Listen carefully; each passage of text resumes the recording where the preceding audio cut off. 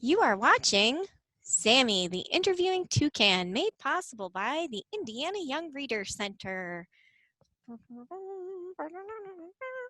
Hey everyone, I'm Sammy and I'm here today with Holly Niner. Hi Holly, how are you? Hi, Sammy. I'm excited to be here and have a chance to talk with you. Oh, I'm so excited to talk to you today. You know, I love talking to Indiana authors. So, speaking of Indiana, can you tell us a little bit about yourself and your connection to Indiana? Actually, I was born and raised in the great state of New York, and I did my education in New York. I am a speech therapist, which some of your students might know from their school, but I work with adults as a speech therapist in nursing homes. My husband's also a speech therapist, and after we married, we lived in Pennsylvania, Ohio, Kansas, but we moved to Fort Wayne 25 years ago, and we've been here ever since. Oh, that's so great. So, Holly, let's talk a little bit about your writing work. I have one of your books here, The Day I Ran Away, which is very cute, and you have several others behind you. Can you tell us a little bit about your work as an author? Sure.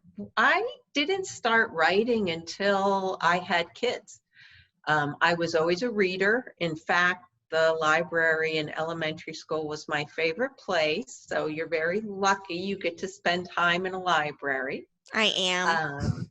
But when my children were born and we read books all the time, I started wishing I could write a book that a child would say, read it again, as my kids did with many books. And so I took a correspondence course. They don't call those now, they would call it an online course in writing for children. And that's how I got started. First, I had stories in magazines, and then eventually I was lucky enough to have some books be published.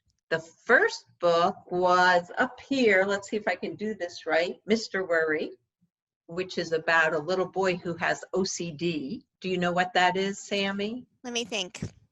Obsessive Obsessive compulsive compulsive disorder. I did know right. it, but you asked me and then I forgot.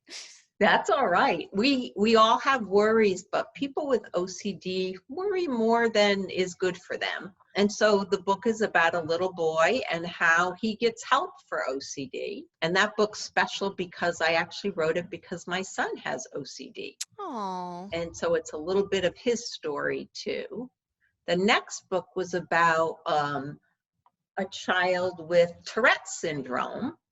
Do you know what that is? I feel like people don't have as much control over some of their actions. Right. Did you ever get a mosquito bite? Yes, sure. And it itches, but you try not to scratch it. Right. But eventually you have to. Yes, and it's really difficult. And that's what Tourette's is like. People's bodies or their voices want to do things and they try to stop and control it, but eventually it has to come out. Sounds really challenging. Both of those topics sound pretty challenging. I think so. And then came The Day I Ran Away, which is about a little girl who has a bad day and she decides she's going to run away, but she remembers she's not allowed to cross the street. And how do you run away if you can't cross the street? Well, she gets kind of creative, doesn't she? She does. And then the last book I've had is No More Noisy Nights. And Jackson is a mole who moves into a new house, but there's creatures already in his house that make noise at night and he can't sleep. Oh. So he problem solves. He figures out what can they do at night to keep busy and quiet so he can sleep. Aw. Well, all your work sounds so fun. Can you tell us a little bit about where are you in your author journey and where you want to be? Do you feel like you've got another book in you? Well, I think a lot of authors would tell you we always have ideas, but at the moment, I don't have any books coming out. I have stories that I'm working on and stories maybe I've submitted, but you know, a lot of people write stories and they don't all get turned into books because there's only so many books to be made. You know, I just think hearing about the publishing industry is so interesting because in some ways it seems very, very challenging, and it seems like you kind of have to have a little bit of luck, you know? It's a little bit of luck, a little bit of, you know, does your story go to someone that story speaks to? Yeah, and I was talking to an author earlier, and they were saying, you know, sometimes you might write a book and you think it's really great, and you show it to your editor, and they say, "Oh, I just bought a book like that." You know, so sometimes it's about timing too. Sometimes it's timing, but we all keep writing. When I visit schools, I like to tell students every story I wrote, even if it didn't get published, it made me a better writer. Oh, yeah, that's a great tip. That's a Mhm. wonderful thing to think about. So it's good to always keep writing. And I do, as an author, really like to visit schools and talk with students about reading and writing because I think words are very powerful. And I hope students learn how to use them, how to express themselves that way. So I tell them reading and writing are superpowers and they're great things to do. Well, Hmm. Holly, I've been asking all of my authors to do a little show and tell. Do you have something there you'd like to show and tell with us? I do. In fact, just like kids in school, I brought more than one thing to show and tell. That's okay. First, thinking of the pandemic, I brought you my But Daddy He Needs Me bear.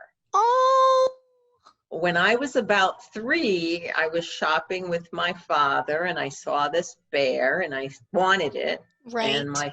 my dad said, "Well, you don't need another stuffed animal." And I said, "But Daddy, he needs me," because you can see his sad little face. I can. His face is so sad. Poor And little guy. so during the pandemic, our neighborhood, you know, people put things in their window for kids to find. And so he sat in the window hoping some kids would brighten his day and he would brighten Oh, their day. that's so sweet. And that's such a nice memory of your father who It is. broke It down and is. bought it for you, right? He did. Again, words. The right Right. words You got the were bear. you were very persuasive. The other thing I wanted to show you, because I know a lot of how children feel sometimes like they're the only one who ever makes a mistake and that adults must never make a mistake. And so I like to show students when I go to school about a big mistake that adults made. Oh, One day I got a box of The Day I Ran Away so that I could give them away or sell them. And when I started opening up some of the books, there was a problem. oh no. Can you see what the problem is, Sammy? Oh my gosh, it got published upside down. All the pages were upside down. Oh no. What happened? So, well, except I kept one. I sent them back and got a new box. Oh my goodness. And my publisher told the printer about it. And, you know, we all make mistakes. Yes. And what's important is that once we make a mistake, maybe we learn from it or try to fix it if we can. Yes, you know, I think that is such a great thing to remember. And it's a great thing, like you said, for kids to understand that, you know, adults aren't perfect, adults make mistakes, and yes, you got to try to learn from your mistakes and try to make it better. Well, Holly, it's been so nice talking to you today. Thank you so much for the interview. Oh, thank you, Sammy, and thanks for your support of local authors and reading, because it's the best. It is the best, and Indiana has the best authors. Thank you, Holly, so much. Thank you. This is your favorite Hoosier Toucan, encouraging you to read local. So long.